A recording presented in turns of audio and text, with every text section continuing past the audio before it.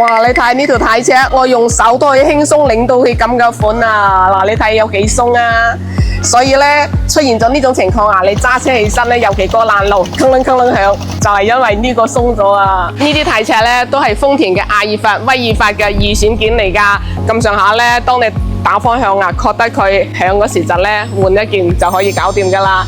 依家呢啲都係豐田車換落嚟嘅，而家呢台阿爾法咧喺度換緊啊！